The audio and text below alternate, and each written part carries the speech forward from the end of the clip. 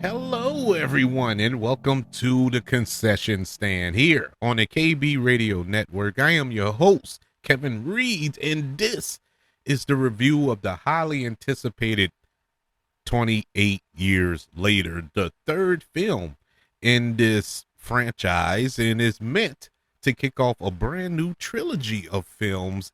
Starting with this one, this go around, we have the return of Danny Boyle as the director and writer Alex Garland as the writer who gave us the first 28 days later back in 2002.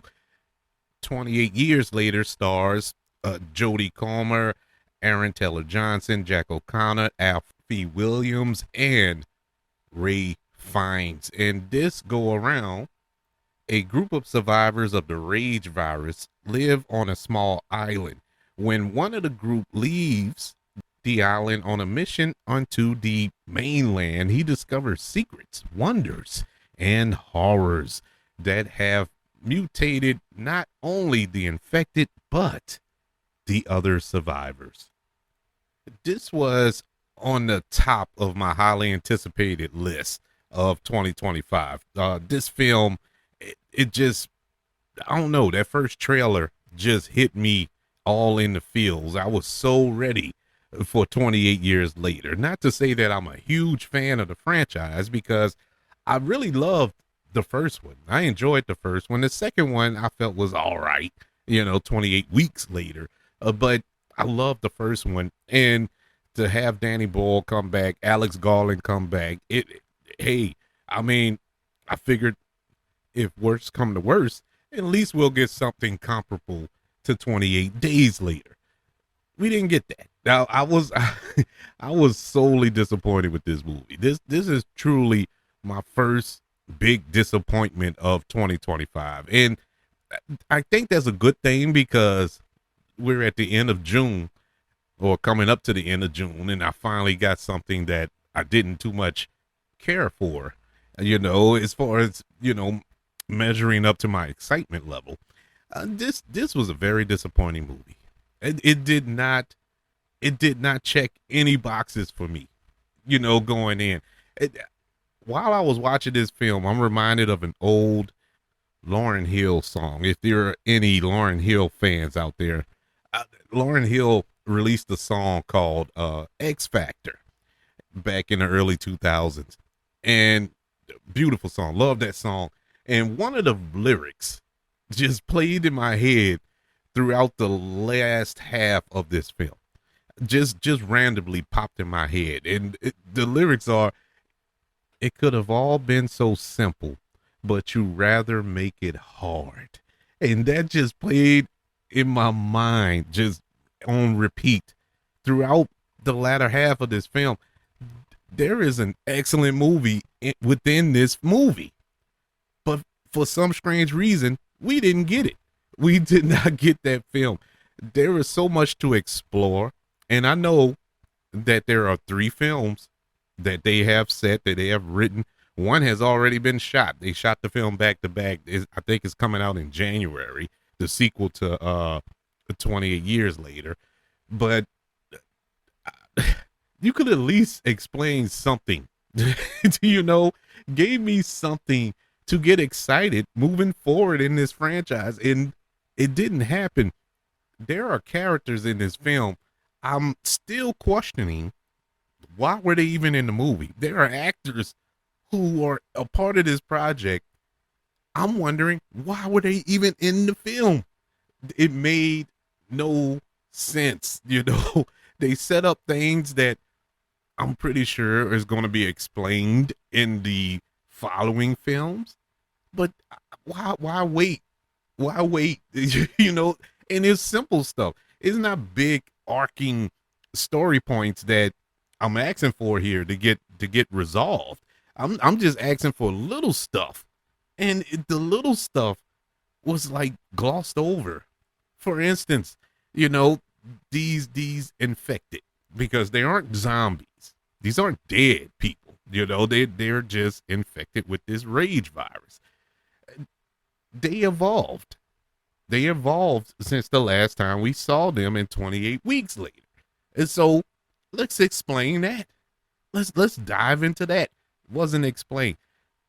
There are some premonitions that happen. I guess they were premonitions that happened with one of the characters here. Wasn't explained. They just went on through that. Like, okay, no explanation needed. Something super major happened towards the middle of this film involving a female infected. Oh, should I say? I'm just going to say it. I don't care. A pregnant infected individual that happened. And it was like, okay, we're moving on. It was nothing touched in on that. And that's a major thing that took place. Now, granted, pretty sure we're going to get a little explanation in the next film, if not in the third film in this trilogy, but I don't want to wait for that. I mean, this was major. This was a major thing. But I guess the part that frustrated me about it was the fact that this happened in the middle of the film and we continued to move on like it was nothing. That's the thing that really bothered me. Nobody even said it. Nobody even questioned it. And if you saw the movie, you know what I'm talking about. I'm trying my best not to spoil. I mean, even though this movie is unspoilable, but it's like it's some things you need to see for yourself in order to grasp it. I want you to go into this, you know, with fresh eyes, because I saw the reviews before I went. I've read comments before I went to go see it, but I kind of just brushed them to the side. Wanted my own take on the film, and for the most part, all the reviews and the comments previewing this film are pretty much on point post viewing this film. And they were right. Everybody is pretty much on the exact same page here. Didn't expect to go into this movie and the young actor Alfie Williams, he's the lead of this film. The child, the kid, he's the lead of this movie. And I didn't know that. You have Aaron Taylor Johnson and you have Joni Comer, and I'm thinking, okay, they're the leads. No, they're not the leads. They're not the leads. It was this young actor. And just to put some positive here, because I've been talking negative for about 8 minutes, he did great. I thought he did a good job in his role. This is feature film debut, I believe. Really good young actor. Did a marvelous job with the role that he was given. I just didn't understand the role. I didn't understand his placement on the patriarchy here. I didn't understand why he was held up to this high esteem in this group of survivors on this island. But once again, I guess we'll find out in the sequel or whatever. But man, look, I wasn't expecting Night of the Living Dead level quote unquote zombie film. I wasn't expecting an action-packed summer blockbuster. I wasn't looking for all that. If you know Danny Boyle's filmography, you pretty much got a Danny Boyle film. And I love Danny Boyle. I love his movies. I think he's an exceptional filmmaker. But I don't know, man. This was boring. This was a boring movie. Why are we 3 films into a franchise and we're getting nothing but expedition throughout this film? I mean, the whole first hour of this film was just explain stuff. If you're a fan of this franchise, you already know. I think you already know. But if you are new to the game, I guess, okay, it probably helped you out. But even with that, there is so much explaining going on that it just felt cookie cutter to me and spoon fed, and I didn't appreciate it. I just did not like it, because I mean, shame on me for feeling this way. But if you go, I believe that if you have an IQ over 10, you ought to go into this knowing exactly what's going on. You could tell from the trailers what's going on, and so you didn't need all of that explained to you. You know, you took up a whole 45 minutes up to an hour just explaining. let's get to it, man. People wanted to see this post-apocalyptic movie, and we didn't really get that. It was just poorly paced and long for no reason whatsoever. I already mentioned Alfie Williams, the young actor here, who did a good job. Everybody here did good. I'm not mad at none of the actors here. I think everybody did an exceptional job. These are some top-notch actors: Jodie Comer and Aaron Taylor Johnson and Ralph Fiennes. I mean, come on. I mean, these are awesome, awesome actors. And so they did the best they could with what they were given. The only one that I'm kind of scratching my head on, who is also an exceptional actor, is Jack O'Connell. And Jack O'Connell is a phenomenal actor. If you don't believe me, go watch Sinners. He is awesome. And he pops up in this movie.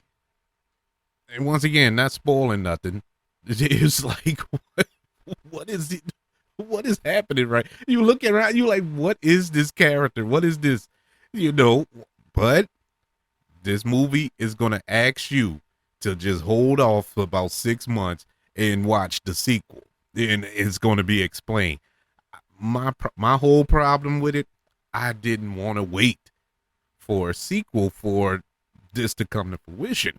You could explain that in this film. Instead of wasting an hour of explaining stuff we already know in this franchise, you establishing the rules of this world, or trying to reestablish some new rules that have arisen through the course of time in this franchise. That's fine, but you took too long with stuff that we already knew and didn't explain stuff that was introduced. And I don't understand why. I don't understand that method, why they decided to go this route.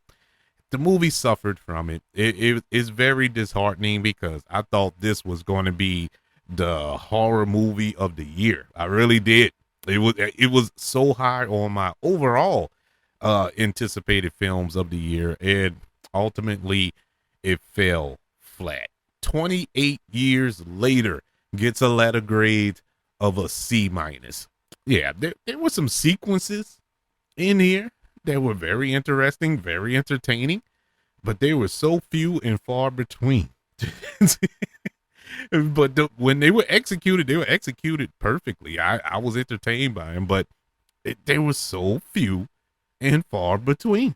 And no big set pieces, but like I said, I wasn't looking for a big summer blockbuster type film, with explosions and car chases and stuff like that. I was just looking for something to get the adrenaline pumping. None of that. But yeah, C- for 28 years later. With all that being said, will I go see 28 years later, The Bone Temple? Yes, I am going to see it in January. I'm going to go see it because I'm a fan of this franchise. I'm hoping it'll get better. We shall see. But I would love to know, what were your thoughts of 28 years later? Was it worth the wait, or are you like me? You walked away feeling like you was infected by the rage virus, because I feel like tearing something apart right now.